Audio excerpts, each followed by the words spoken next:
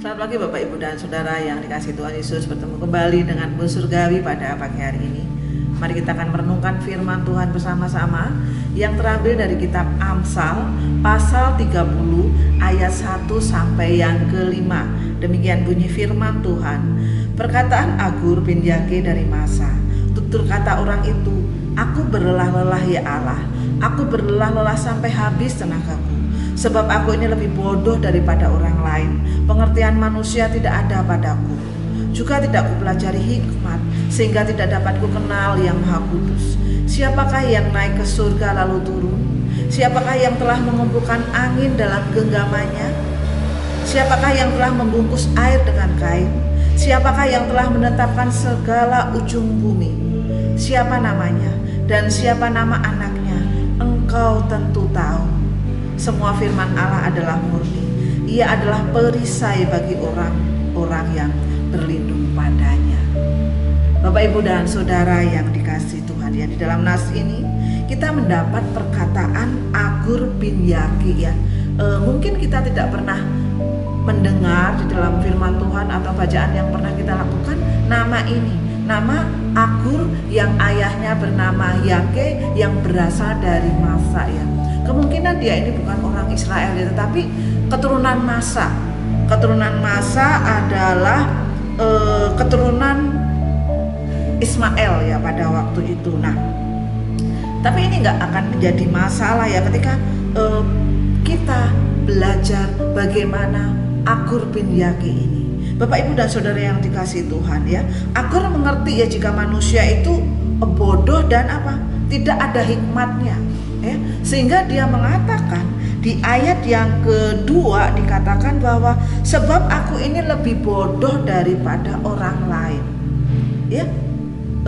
Kemarin anak saya itu bertanya tentang peribahasa, ya, yang mengatakan air beriak tanda tak dalam, ya, itu artinya apa, kata anak saya.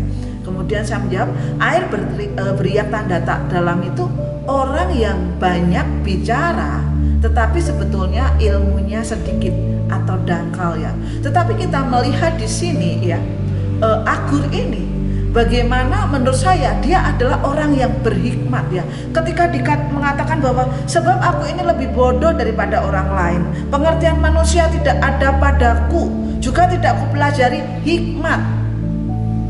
Bapak, Ibu, dan Saudara yang dikasihi Tuhan, tentu kita pernah mendengar tentang peribahasa yang seperti gong itu berbunyi nyaring, yang walaupun nggak punya banyak kepandaian tetapi banyak bicara. Tetapi di sini, ya, bagaimana seorang Agur yang berhikmat tetapi dia mengatakan bahwa saya tidak mempunyai kepandaian karena saya bodoh, ya. Karena apa? Agur mengerti, ya, jika manusia itu bodoh, tidak ada hikmat, ya. Kalau dia itu mengaku, ya, dirinya bodoh, apakah itu benar-benar bodoh, ya? Si Agur ini walaupun dia mengatakan dirinya bodoh, ya, tetapi justru dia adalah orang yang berhikmat. Banyak pertanyaan yang disampaikan di ayat yang keempat, ya. Tetapi di situ ada salah satu pertanyaan yang mengatakan siapa yang telah menetapkan segala ujung bumi, ya. Mungkin kita pernah mendengar, ya, bagaimana dulu seorang Ayub juga bertanya, siapakah yang menetapkan, ya, segala di ujung bumi, ya. Bagaimana ketika pertanyaan ini ada, dan saya merasa bahwa Agur ini mungkin lebih mengerti tentang Allah daripada Ayub pada waktu itu.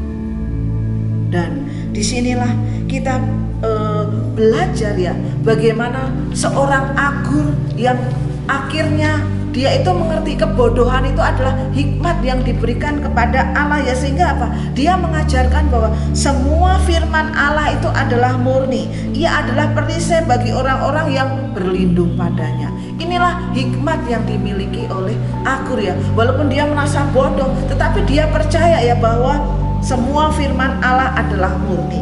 Ia adalah perisai bagi orang-orang yang berlindung padanya. Karena apa?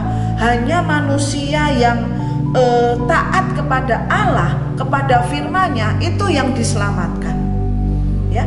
Hanya orang-orang yang mau berlindung kepada firman-Nya itu yang diselamatkan.